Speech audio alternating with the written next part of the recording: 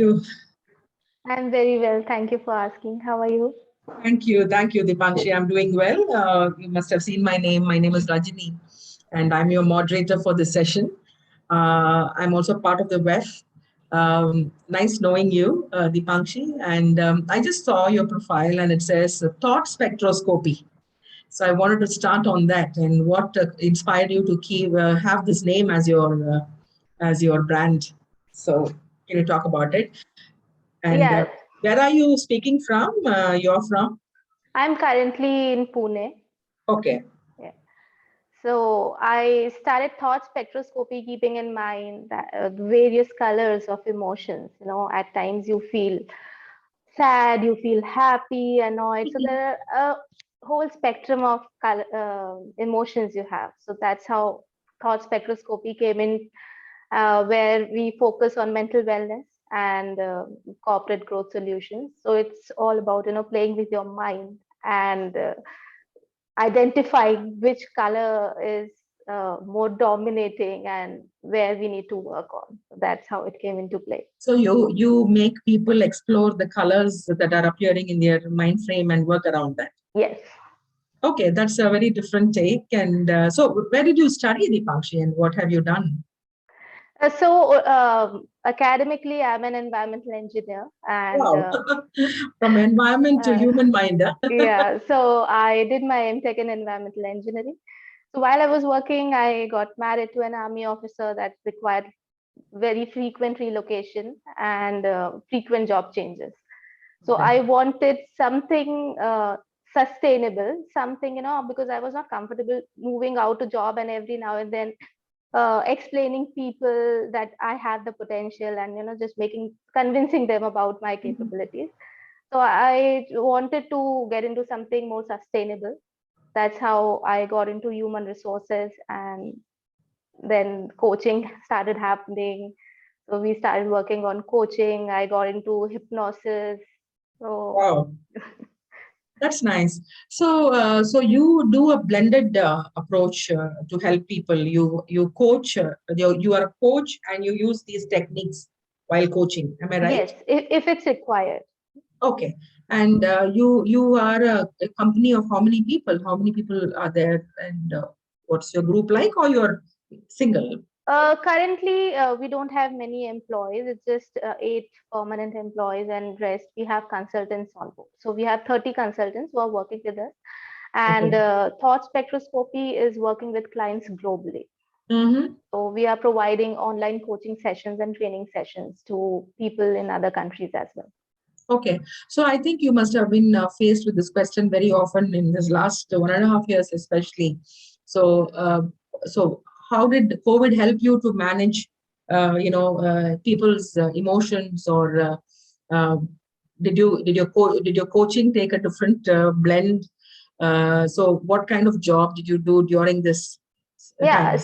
So earlier, I would say that COVID was actually, it gave me a breakthrough. I never thought of entrepreneurship, but I started my own company. It was again, during the COVID time that I came up with this idea. Earlier, I was working as head of HR for a consulting firm, Mm-hmm. a recruitment consulting firm, and I was into coaching as well. So frequent layoffs, people were not very happy, a lot of disturb. Mm-hmm. So that's how I understood the importance of mental wellness, and I thought that I should do something with this itself, and that's how thought spectroscopy got incorporated this year in May. Oh, this just this year, is it? Yes, 21 you incorporated. 21. Okay, so you must have gone through a very tough time during this, dealing with people, saying bye to them, and their emotions working on you, and a lot of confusion. So, uh, can you share some typical case studies that you've seen in your current practice? Or no, no, of course, you can keep the anonymity with you, but can you share some interesting things that happened during your practice? yeah, so I was I have ever always been very active in women empowerment. So, and that's why I started giving free sessions to Mm-hmm. women in workforce. So I realized that there's a lot of self guilt And this was a constant pattern, no matter what designation the lady was handling. But there was a constant pattern of self guilt where she forgot to love herself, and it was more about taking care of the family, of kids, juggling with work, and a woman as such took backseat. So this was a pattern that I observed during the entire COVID period, and even with men, I would Mm-hmm. say there was a lot of frustration. Yeah. Everyone was, uh, I would say, very uncertain about their Mm-hmm. job, about their lives, and especially about the financial condition. So that's how I saw people struggling. But yeah, women were always in a denial mode. Something that disturbed me was that women, although they understood that they need help, but still they were in a denial that, okay, fine, it's not the time, maybe, or I am exaggerating, that I need help or something of that sort. So mainly, I think, because we are in a patriarchal society where a woman is expected to take care of the household chores and everything. um, Fortunately, now the millennials, they share work, the mindset is changing, but yeah, still I have observed that a lot of women were actually suffering during the Mm-hmm. pandemic, and this has been an equally challenging time for the children, True. for people, for children who are appearing for the boards or for their competitive exams. So there was an another level of tension where they were just preparing constantly, and there was a lot of monotony in the preparation because exams were not happening. So all these things just started coming up. So that's how we initially started with coaching. So we understood that the counseling also needs to be taken care of because of marital issues and marital discords. So Sure. we started with child counseling, marital counseling. So all these verticals started developing, and the hypnotherapy became an active part of the company. Where did you learn, study your hypnotherapy from? Hypnosis, I have learned hypnosis from Michael Beale. Okay. Okay, that's nice. And so, who are your typical clients now? Individual clients and just small startups as of now. Okay. And I am like, because I understood that this is not a good time to target the MNCs.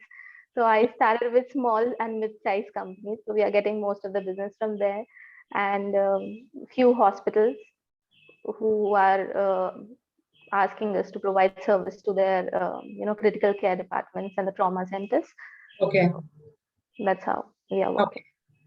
That's actually nice, Dipanshi. And so, Dipanshi, when it comes to spectroscopy, you know, many colors are present, and I'm also a psychologist, so I feel that uh, it is just we are on a continuum, right? We are always operating on a continuum. There is no what do I say, mentally very healthy people, or there is no mentally very unhealthy people as well. So we always operate across this continuum. We flow from one end to another end of the continuum and back and forth depending on how our day is, right? So that is the philosophy of mental health. So how would you see this travel between a very favorable point to a very unfavorable point? Even I'm working as a HR, and we go through a lot of experiences on a daily basis. So we come very favorably in the morning, and then during noon, and then towards the evening and towards late evening when we leave office, the entire color and the outlook takes a very, very distinct change. So how would you look at this, and what is your solution, and how do you think grown-ups like us and the people who are in typical people business should Mhm. handle these colors and change in colors and gravity in the colors? See, I personally feel that this is very normal. The transition in colors is very, very normal, and it is also very important. This is an integral part of our entire personality. So if I am only at the brighter side of the color, and if I'm not experiencing the darker sides or the gray shades, So then perhaps I will stop valuing the importance of the brighter side, or I will perhaps, if I do not move to the darker shades or the grayer shades, so perhaps I might not take lessons, life lessons, because as we all know that adversity is the best teacher. And we are also not practical if we don't recognize the moves. Exactly. Great. So that's very nice. And you've started the journey, and how is the journey so far in the last I think 7 months now? It's good. Every Okay. day is a learning experience, and I would say that coaching people, coming across their problems, I have also evolved as a person. Absolutely. So what is your time frame for this coaching? What number of days, weeks? How does it span your coaching sessions? And is there any particular certification that you follow? Is a set mode, or how do you do it? Yeah, so the typical coaching session, it takes place as per ICF norms. So we do not use any tools and techniques. So the NLP tools or the emotional intelligence, hypnosis, all these tools come into play only when we find that the client is really, really stuck and is not ready to move on. Sure. And we do apply these techniques, taking the consent of the client that, although this is out of the scope of the coaching session, but now this would be more of a consulting part. So are you okay with it? So that's how we are working. And regarding the time frame, so as I said that, we are working with clients globally. So some days it's like, one coach is handling 4 sessions, or someday one might be handling just 1 session or no sessions. Because we are working in different time zones.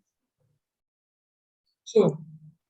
So that's very nice. So all the best for your journey, Dipakshi, and from Women Economic Forum, we are very honored to award you with the Exceptional Leader of Excellence, and the award will reach you in a short time from now.